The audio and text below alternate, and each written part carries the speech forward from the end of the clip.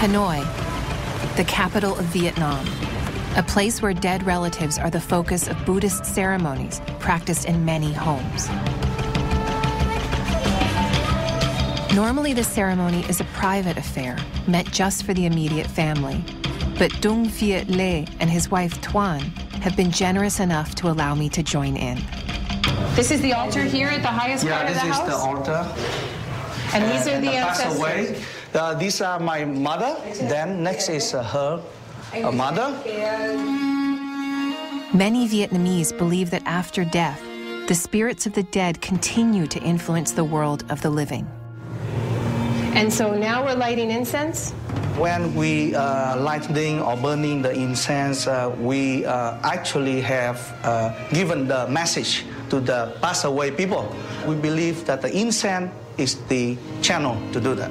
So the smoke rises up. The altar's at the highest part of the house, and the smoke rises up to the ancestors.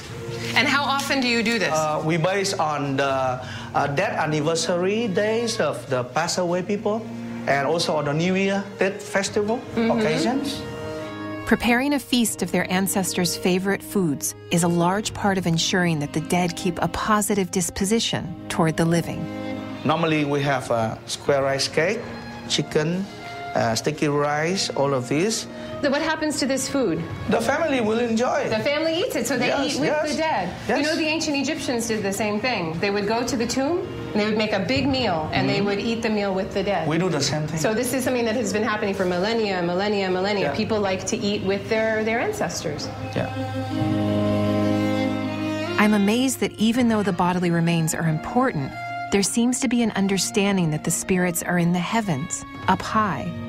And despite this, the Vietnamese still offer their dead relatives actual food. This is a very human thing, to think of our dead as physical and spiritual all at the same time.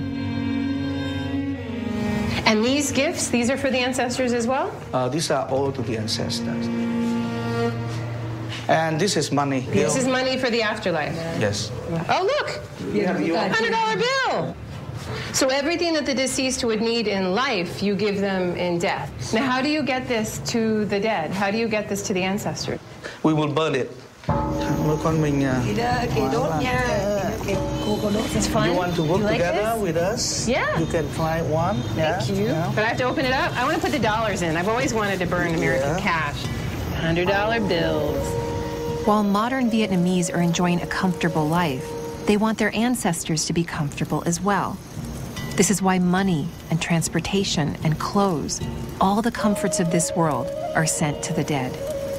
We need money in the afterlife. We need shoes in the afterlife. But these material things still have to be burned and turned into ash and smoke to reach the dead in the heavens. So all of the ash here is going up. This is going to the ancestors. Oh, I get to burn a shirt. So there's the collar there. Yeah. That's nice. Mình có mấy bộ nhỉ? Tại sao lại mấy bộ? Now, this moment for your family, is it sad or happy or both?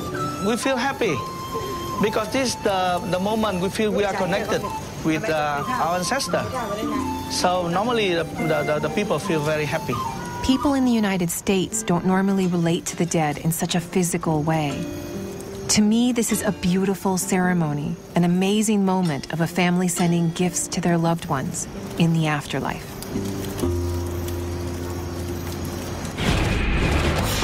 Next, an entire country venerates an embalmed leader and an ancient civilization that performs ceremonies presided over by mummified kings.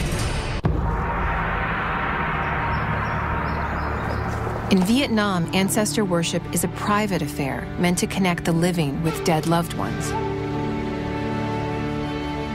But there's another form of ancestor worship that takes on massive public proportions. A relic connected to an honored leader who's almost a family member to an entire country. Ho Chi Minh is perhaps the most revered leader in the history of Vietnam, acting as president from 1946 until his death in 1969. In his will, Ho Chi Minh asked to be cremated, but his followers embalmed his body instead and put it on display in this mausoleum. Over 1,000 Vietnamese visit Ho Chi Minh's remains every day. A few miles away is a museum dedicated to his life and accomplishments. And it's here that I hope to learn more. An Wet is a tour guide at the Ho Chi Minh Museum.